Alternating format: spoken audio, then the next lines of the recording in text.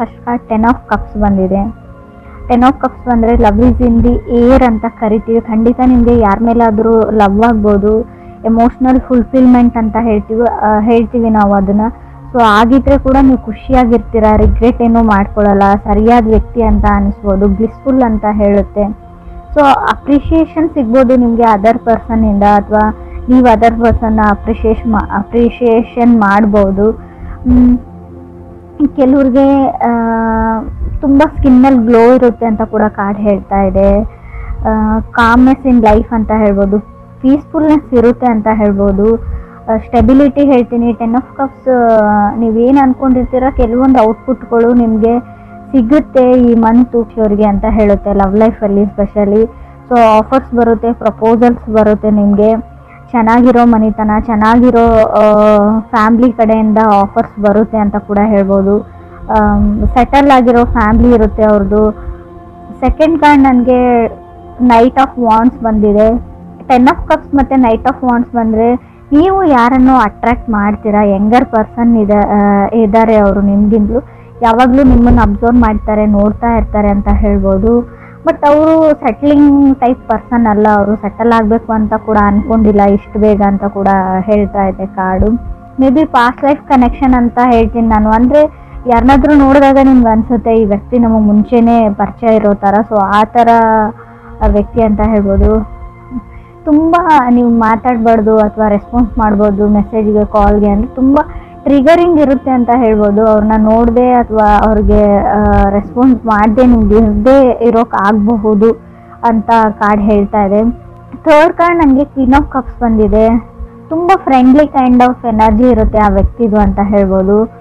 ಹಿಂದೆ ಅವರು ಮೋಸ ಹೋಗಿದ್ದಾರೆ ಅಂತ ಹೇಳ್ಬೋದು, ತುಂಬ ಸರ್ತಿ ಅವರು ಮೋಸ ಹೋಗಿದ್ದಾರೆ ಅಂತ ಕೂಡ ಹೇಳ್ತಾರೆ. ಯಾರೋ ಅವ್ರಿಗೆ ಮೋಸ ಮಾಡಿದ್ದಾರೆ, ನಂಬಿಕೆ ದ್ರೋಹ ಮಾಡಿದ್ದಾರೆ ಅಂತ ಕೂಡ ಹೇಳ್ಬೋದು. ಕಾರ್ಡ್ಸ್ ಅದನ್ನೇ ಹೇಳ್ತಾ ಇದೆ. ಕೆಲವ್ರಿಗೆ ಸಿಂಗಲ್ ಇರೋರಿಗೆ ಸಿಂಗಲ್ ಆಗಿರಲ್ಲ ಅಂತ ಹೇಳುತ್ತೆ. ಕಮಿಟ್ಮೆಂಟ್ ಆ್ಯಂಡ್ ರಿಲೇಷನ್ಶಿಪ್ ಇದೆ ನಿಮಗೆ ಕೂಡ ಕಾರ್ಡ್ಸ್ ಹೇಳ್ತಾ ಇದೆ. ಫೋರ್ತ್ ಕಾರ್ಡ್ ನನಗೆ 8 ಆಫ್ ಸಾರ್ಟ್ಸ್ ಬಂದಿದೆ. ಖಂಡಿತವಾಗ್ಲೂ ನೀವು ಯಾವುದಾದ್ರು ಮೆಸೇಜೋ ಮೇಲೋ ಅಥವಾ ಕಾಲ್ಗೆ ವೇಟ್ ಮಾಡ್ತಾ ಇದ್ರೆ ಯು ವಿಲ್ ಗೆಟ್ ಮೆಸೇಜ್ ಅಂತ ಕಾರ್ಡ್ ಹೇಳ್ತಾ ಇದೆ. ಬಟ್ ನಿಮ್ಗೆ ಅನ್ಸ್ಬೋದು ಇವ್ರು ಯಾರೋ ನಮ್ಗೆ ಗೊತ್ತಿರೋರೇ ಅಂತ ಅನ್ಸ್ಬೋದು, ಬಟ್ ಸೇಮ್ ಪರ್ಸನ್ ಇದ್ದಾರೆ ಅಂತ ಅನ್ಸ್ಬೋದು, ಇವರು ಅದೇ ಥರನೇ ಇದ್ದಾರೆ ಅಂತ ಅನ್ಸ್ಬೋದು. ಬಟ್ ಇದು ಡಿಫ್ರೆಂಟ್ ಪರ್ಸನ್ನಿಂದ ನಿಮಗೆ ಪ್ರಪೋಸಲ್ ಬರುತ್ತೆ, ಮೆಸೇಜ್ ಬರುತ್ತೆ.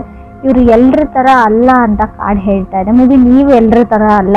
ಕ್ರಾಸ್ ವಾಚರ್ಸ್ ಯಾರಾದಕ್ಕೆ ರೀಡಿಂಗ್ ನೋಡ್ತಾ ಇದ್ರೆ, ಸೊ ನಿಮಗೆ ಗೊತ್ತಿರೋ ಅಥವಾ ನಿಮ್ಗೆ ಇಷ್ಟ ಆಗ್ತಾ ಇರೋ ವ್ಯಕ್ತಿ ಸೊ ಎಲ್ಲರ ಥರ ಅಲ್ಲ ಅಂತ ಕಾರ್ಡ್ ಹೇಳ್ತಾ ಇದೆ. ಫಿಫ್ತ್ ಕಾರ್ಡ್ ನನಗೆ ಡೆವಿಲ್ ಕಾರ್ಡ್ ಬಂದಿದೆ. ಹೇಳ್ತೀವಲ್ಲ ನಮಗೆ ನಾವೇ ಶತ್ರುಗಳು ಅಂತ, ಹಾಗೆ ಡೆವಿಲ್ ಕಾರ್ಡ್ ಬಂದರೆ ನಿಮಗೆ ನೀವೇ ಶತ್ರು ಆಗ್ತಾ ಇದ್ದೀರಾ ಅಂತ ಹೇಳ್ಬೋದು. ಫಿಯರ್ ಆಫ್ ಕಮಿಟ್ಮೆಂಟ್ ಅಂತ ಹೇಳ್ತೀವಿ. ಯಾರ ಜೊತೆನಾದರೂ ಕಮಿಟ್ ಆಗೋಕ್ಕೆ ನಿಮ್ಗೆ ಭಯ ಆಗ್ತಾ ಇದೆ ಇತ್ತೀಚೆಗೆ ಅಂತ ಹೇಳ್ಬೋದು. ಯಾಕಂದರೆ ಎಲ್ಲರೂ ಅದೇ ಥರನೇ ಇರ್ತಾರೆ, ಎಲ್ಲರೂ ಮೋಸ ಮಾಡೋ ವ್ಯಕ್ತಿಗಳು, ಎಲ್ಲರೂ ಸ್ವಾರ್ಥಿಗಳು ಅಂತ ನಿಮ್ಗೆ ಅನಿಸ್ಬೋದು. ಅಥವಾ ವೈಸ್ ವರ್ಸ ರೀಡಿಂಗ್ ಇದು, ಅದರ್ ಪರ್ಸನ್ಗೂ ಹಿಂಗೆ ಅನಿಸ್ಬೋದು, ನೀವು ಎಲ್ಲರ ಥರನೇ ಅಂತ ಅನಿಸ್ಬೋದು. ಸಿಕ್ಸ್ತ್ ಕಾರ್ಡ್ ನನಗೆ ಏಸ್ ಆಫ್ ಕಪ್ಸ್ ಬಂದಿದೆ. May be coming from hurt ಅಂತ ಹೇಳುತ್ತೆ. ನಿಮಗೆ ಮುಂಚೆ ತುಂಬ ಹರ್ಟ್ ಆಗಿರ್ಬೋದು ಅಥವಾ ಅದರ್ ಪರ್ಸನ್ಗೆ ತುಂಬ ಹರ್ಟ್ ಆ್ಯಂಡ್ ಡ್ರಾಮಾನ ನೀವು ನೋಡಿದ್ದೀರಾ. ಬಟ್ ಇಲ್ಲಿ ಅಂದರೆ ಮೂನ್ ಬೇಸ್ ನಕ್ಷತ್ರ ಅಂತ ಹೇಳ್ತೀವಿ. ಸ್ವಲ್ಪ ಮೂಡಿ ಇರ್ತಾರೆ ಆ ಪರ್ಸನ್, ನೀವು ಅಥವಾ ಅದರ್ ಪರ್ಸನ್ ತುಂಬ ಮೂಡಿ, ಜಾಸ್ತಿ ಮಾತಾಡಲ್ಲ. ಸೊ ಯಾವಾಗಾದರೂ ಮೂಡ್ ಬಂದಾಗ ಅಷ್ಟೇ ತುಂಬ ಮಾತಾಡ್ತೀರಾ, ಇಲ್ಲ ಅಂದರೆ ಇಲ್ಲ, ಸುಮ್ಮನೆ ಇರ್ತೀರಾ ಅಂತ ಕೂಡ ಏಸ್ ಆಫ್ ಕಪ್ಸ್ ಹೇಳ್ತಾ ಇದೆ. ಸೆವೆಂತ್ ಕಾರ್ಡ್ ನನಗೆ ಹೈರ್ಫೆಂಟ್ ಬಂದಿದೆ. ಹೈರ್ಫೆಂಟ್ ಕಾರ್ಡ್ನ ನಾವು ಮ್ಯಾರೇಜ್ ಪ್ರಪೋಸಲ್ ಕಾರ್ಡ್ ಅಂತ ಹೇಳ್ತೀವಿ. ಪ್ರಪೋಸಲ್, ರಿಲೇಷನ್ಶಿಪ್, ಮ್ಯಾರೇಜ್ ಅಂತ ಹೇಳ್ಬೋದು. ಯು ನೀಡ್ ಟು ರೆಡಿ ಅಂತ ಹೇಳ್ತೀನಿ. ನಿಮಗೆ ಮನೆಯಲ್ಲಿ ಏನಾದರೂ ಪ್ರಪೋಸಲ್ ಹುಡುಕ್ತಾ ಇದ್ದಾರೆ, ಮದುವೆ ಮಾಡಬೇಕು ಅಂತ ಅಂದ್ಕೊಂಡಿದ್ದಾರೆ ಫ್ಯಾಮ್ಲಿ ಅಂದರೆ ನೀವು ರೆಡಿಯಾಗಿರಿ ಅಂತ ನಾನು ಹೇಳ್ತೀನಿ. ಯಾಕಂದರೆ ಇಷ್ಟರಲ್ಲೇ ನಿಮ್ಮ ಮದುವೆ ಫಿಕ್ಸ್ ಆಗುತ್ತೆ, ಸೊ ಎಂಗೇಜ್ಮೆಂಟ್ ಫಿಕ್ಸ್ ಆಗುತ್ತೆ ಅಂತ ಕೂಡ ಕಾರ್ಡ್ಸ್ ಹೇಳ್ತಾ ಇದೆ. ನಿಮಗೆ ಟೈಮ್ ಬೇಕು ಅದು ಇದು ಅಂದರೆ ನೀವು ಫ್ಯಾಮ್ಲಿಗೆ ಮುಂಚೆನೇ ಹೇಳಿಬಿಡಿ, ಇಲ್ಲಾಂದರೆ ಎಲ್ಲನೂ ಸಡನ್ ಆಗಿ ನಡೆದು ಹೋಗುತ್ತೆ ಅಂತ ಕೂಡ ಕಾರ್ಡ್ಸಲ್ಲಿ ಶೋ ಆಗ್ತಾ ಇದೆ. ಸೊ ಇದಕ್ಕೆ ನೀವು ವೇಟ್ ಮಾಡ್ತಾ ಇರೋರಿಗೆ ನಾನು ಕಂಗ್ರಾಟ್ಸ್ ಹೇಳ್ತೀನಿ. 8th ಕಾರ್ಡ್ ನನಗೆ ಫೂಲ್ ಕಾರ್ಡ್ ಬಂದಿದೆ. ತುಂಬ ನಿಮಗೆ ಭಯ ಇದೆ ಯಾರನ್ನಾದರೂ ನಂಬಕ್ಕೆ ಅಂತ ಅನಿಸುತ್ತೆ. ಸೊ ಟ್ರಸ್ಟ್ ಇಶ್ಯೂಸ್ ಅಂತ ಹೇಳ್ಬೋದು. ಯಾರನ್ನೂ ಎಲ್ಲರ ಮೇಲೂ ನಂಬಿಕೆ ಕಳ್ಕೊಂಡಿದ್ದೀರಾ ಕೆಲವರು ಅಂತ ಹೇಳುತ್ತೆ, ಎಲ್ರಿಗೂ ಅಲ್ಲ. ಫೂಲ್ ಕಾರ್ಡ್ ಮೇ ಬಿ ನೀವು ಸ್ಟೂಡೆಂಟ್ಸ್ ಆಗಿದ್ದರೆ ಅಥವಾ ಸೊ ನಾರ್ಮಲಿ ಏನಾದರೂ ಸ್ಟಡೀಸ್ ಮಾಡ್ತಾ ಇದ್ರೆ ಓವರ್ ಕಾನ್ಫಿಡೆಂಟಲ್ಲಿ ಏನನ್ನೂ ಹೇಳಕ್ಕೆ ಹೋಗಬೇಡಿ, ಮಾಡೋಕ್ಕೆ ಹೋಗಬೇಡಿ ಅಂತ ಹೇಳ್ತೀನಿ. ಸಜೆಷನ್ ಥರ ತೊಗೊಳ್ಳಿ ನೀವು. ಹೇಳ್ತಾರಲ್ವ ನೆಲ ನೋಡ್ಕೊಂಡು ನಡೀರಿ ಅಂತ. ಸೊ ಹಾಗೆ 9th ಕಾರ್ಡ್ ನನಗೆ ಲವರ್ಸ್ ಕಾರ್ಡ್ ಬಂದಿದೆ. ಸೊ ನೀವೆಷ್ಟೇ ಈ ವ್ಯಕ್ತಿಯಿಂದ ದೂರ ಹೋಗಬೇಕು ಅಂತ ಅಂದ್ಕೊಂಡ್ರು ಕೂಡ ಅಷ್ಟೇ ಹತ್ತಿರ ಆಗ್ತೀರಾ. ಲಾ ಆಫ್ ಅಟ್ರಾಕ್ಷನ್ ಹಂಗೆ ವರ್ಕ್ ಆಗ್ತಾ ಇದೆ. ಸೊ ಆ ವ್ಯಕ್ತಿಯಿಂದ ನೀವು ದೂರ ಓಡೋಗೋಕ್ಕಾಗಲ್ಲ ಅಂತ ಕಾರ್ಡ್ ಹೇಳ್ತಾ ಇದೆ. ಲವರ್ಸ್ ಕಾರ್ಡ್ ಬಂದಿರೋದ್ರಿಂದ love is in the air ಅಂತ ಹೇಳ್ತೀನಿ.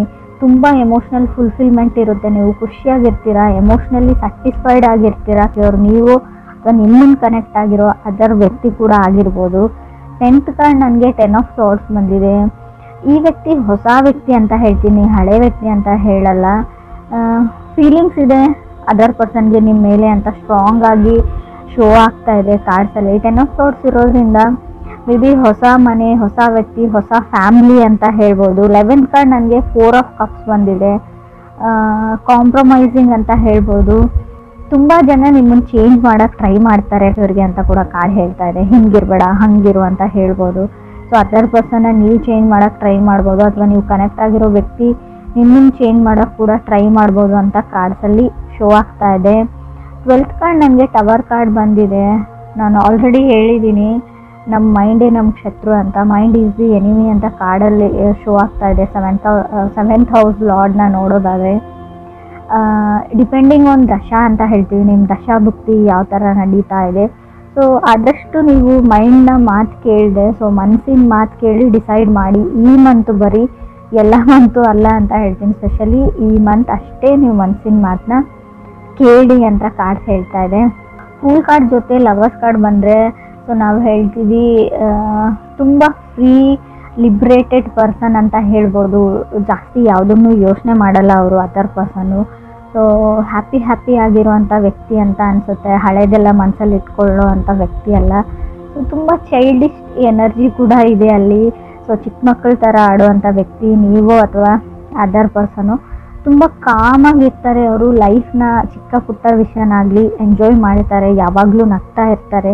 ಸೊ ಆ ಥರ ವ್ಯಕ್ತಿಯಿಂದ ನಿಮಗೆ ಪ್ರಪೋಸಲ್ ಬರುತ್ತೆ. ರಿಲೇಷನ್ಶಿಪ್ನ ಹೇಳ್ತೀನಿ ನಾನು, ಮ್ಯಾರೇಜ್ನ ಹೇಳ್ಬೋದು.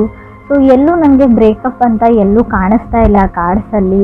ಸೊ ನಿಮ್ಮದು ಬ್ರೇಕಪ್ ಆಗಿದ್ದರೆ ಫುಲ್ ಕಾರ್ಡ್ ಇರೋದ್ರಿಂದ ಮೇ ಬಿ ರೀಕನ್ಸಿಲೇಷನ್ ಕೂಡ ಆಗುವಂಥ ಚಾನ್ಸಸ್ ಇದೆ. ಇನ್ ಕೇಸ್ ನೀವು ಕಮ್ಯುನಿಕೇಷನ್ ಮಾಡೋಕ್ಕೆ ಟ್ರೈ ಮಾಡಿದರೆ, ಸೊ ಹಾಯ್ ಅಂತನಾದರೂ ಮೆಸೇಜ್ ಕಳಿಸಿದರೆ, ಸೊ ಒಂದು ಸರ್ತಿ ಟ್ರೈ ಮಾಡಿದರೆ ಪ್ಯಾಚಪ್ ಆಗೋ ಚಾನ್ಸಸ್ ಇದೆ. ಲವರ್ಸ್ ಕಾರ್ಡ್ ಇರೋದ್ರಿಂದ ರೀಕನ್ಸಿಲೇಷನ್ ಇಲ್ಲೂ ನಾನು ಸ್ಟ್ರಾಂಗ್ ಆಗಿ ಹೇಳ್ತೀನಿ. ನಿಮ್ಮ ಎಕ್ಸು ನಿಮ್ಮ ಲೈಫಲ್ಲಿ ಮತ್ತೆ ವಾಪಸ್ ಬರ್ತಾರೆ. ಸೊ ಹಾಗೆ ಹೊಸ ವ್ಯಕ್ತಿನೂ ಬರ್ತಾರೆ. ಲವರ್ಸ್ ಕಾರ್ಡ್ ಅಂದರೆ 2 ಆಪ್ಷನ್ಸ್ ಇರುತ್ತೆ. ನೀವು ಯಾವುದನ್ನು ಚೂಸ್ ಮಾಡ್ಕೊಳ್ತೀರಾ ಅನ್ನೋದು ಕೂಡ ನಿಮ್ಮ ಮೇಲೆ ಬಿಟ್ಟಿರುತ್ತೆ ಅಂತ ಕೂಡ ಕಾರ್ಡ್ಸ್ ಹೇಳ್ತಾ ಇದೆ. ಗುಡ್ ನ್ಯೂಸ್ ಅಂತ ಹೇಳ್ತೀನಿ ನಾನು. ಮೂನ್ ಬೇಸ್ ನಕ್ಷತ್ರ. ಸೊ ಮೇ ಬಿ ಸ್ವಲ್ಪ ಮೂಡಿ ಇರ್ತಾರೆ ಅವರು, ಆ ವ್ಯಕ್ತಿ ಅಥವಾ ನೀವು ಮೂಡಿ ಇರ್ಬೋದು ಅಂತ ಹೇಳುತ್ತೆ. ಫಸ್ಟ್ ಕಾರ್ಡ್ ಪ್ರಕಾರ ನೋಡೋದಾದರೆ 10 ಆಫ್ ಕಪ್ಸ್ ಬಂದಿರೋದ್ರಿಂದ ಯಾರ್ಯಾರು ಸಿಂಗಲ್ ಇದ್ದೀರಾ, ಸೊ ಅವರಿಗೆ ಖಂಡಿತವಾಗ್ಲೂ ಸಮ್ಮನ್ ಸ್ಪೆಷಲ್ ಥರ ವ್ಯಕ್ತಿ ನಿಮ್ಮ ಲೈಫಲ್ಲಿ ಬರ್ತಾರೆ ಈ ಮಂತು ಅಂತ ಹೇಳಿ. ತುಂಬ ಜನನ ನೀವು ಅಟ್ರ್ಯಾಕ್ಟ್ ಮಾಡ್ತೀರಾ. ತುಂಬ ಜನ ಫ್ರೆಂಡ್ಲಿ ಟೈಪ್ ಆಫ್ ಎನರ್ಜಿ ಇರೋದ್ರಿಂದ ತುಂಬ ಜನ ಒಂದು ಗ್ರೂಪ್ ಥರ ಇರುತ್ತೆ ನಿಮ್ಮದು. ಯಾರನ್ನ ನೀವು ಚೂಸ್ ಮಾಡ್ಕೊಳ್ತೀರಾ ಅನ್ನೋದು ಕೂಡ ನಿಮ್ಮ ಮೇಲೆ ಬಿಟ್ಟಿರೋದು ಅಂತ ಅನಿಸುತ್ತೆ ನನಗೆ. 8 ಆಫ್ ಸಾರ್ಡ್ಸ್ ಕಾರ್ಡ್ ಇರೋದ್ರಿಂದ ಖಂಡಿತವಾಗ್ಲೂ ಕಮ್ಯುನಿಕೇಷನ್ನ ನಾನು ಹೇಳ್ತೀನಿ. ನೀವು ಯಾವುದಾದ್ರೂ ಮೆಸೇಜ್ಗೂ ಅಥವಾ ಕಾಲ್ಗೂ ವೇಟ್ ಮಾಡ್ತಾ ಇದ್ದರೆ you will get a message ಅಂತ ಕಾರ್ಡ್ ಹೇಳ್ತಾ ಇದೆ. ಬಟ್ ಡಿಫ್ರೆಂಟ್ ಒನ್ ಅಂದರೆ ನೀವು ಎಕ್ಸ್ಪೆಕ್ಟ್ ಮಾಡಿರೋ ವ್ಯಕ್ತಿಯಿಂದ ಮೆಸೇಜ್ ಬರುತ್ತೋ ಇಲ್ವೋ ಗೊತ್ತಿಲ್ಲ. So somebody from different person ಅಂತ ಹೇಳ್ತಾ ಇದೆ. ಪಾಸ್ಟ್ ಲೈಫ್ ಕನೆಕ್ಷನ್ ಹೇಳ್ತೀನಿ ನಾನು ಡೆವಿಲ್ ಕಾರ್ಡ್ ಇರೋದ್ರಿಂದ. ಡೆವಿಲ್ ಕಾರ್ಡ್ ಯಾವ ಥರ ಅಂದರೆ ಇಲ್ಲದೆ ಇರೋದ್ರ ಬಗ್ಗೆ ನೀವು ಜಾಸ್ತಿ ಯೋಚನೆ ಮಾಡ್ತೀರಾ. ಇದಿರ್ಬೋದಾ, ಇದು ಹಿಂಗೇನಾ. ಆ್ಯಕ್ಚುಲಿ ಅದು ಪ್ರಾಕ್ಟಿಕಲಿ ನೋಡೋದಾದರೆ ಆ ವಿಷಯ ಇರೋದೇ ಇಲ್ಲ, ಆ ಸಿಚುವೇಶನ್ ನಿಮ್ಮ ಲೈಫಲ್ಲಿ ಬರೋದೇ ಇಲ್ಲ ಅಂತ ಅನಿಸುತ್ತೆ. ಸೊ ತುಂಬ ನೆಗೆಟಿವ್ ಅಥವಾ ಟಾಕ್ಸಿಕ್ ಥಿಂಕಿಂಗ್ನ ಬಿಡಿ ಅಂತ ಹೇಳ್ತೀನಿ. ಡಿಲೇ ಅಂತ ಏನಿತ್ತು ಅವ್ರ ಲೈಫಲ್ಲಿ ಅದು ಮುಗ್ದಿದೆ ಅಂತ ಹೇಳ್ಬೋದು. ನಿಧಾನ ಅನ್ನೋದು ಮುಗ್ದಿದೆ. ಹ್ಯಾಪಿನೆಸ್ ಓವರ್ಲೋಡೆಡ್ ಅಂತ ಹೇಳ್ತೀನಿ. ನಿಮ್ಮ ರೀಡಿಂಗಲ್ಲಿ ಫುಲ್ ಖುಷಿಯಾಗಿರೋ ಲವ್ ಲೈಫ್ ರೀಡಿಂಗ್ ಇದು ಅಂತ ನಂಗೆ ಅನಿಸುತ್ತೆ. ರಿಲೇಷನ್ಶಿಪ್ ರೀಡಿಂಗ್ ಆದರೂ ತೊಗೊಳ್ಳಿ ನೀವು. ತುಂಬ ಖುಷಿಯಾಗಿರ್ತೀರಾ.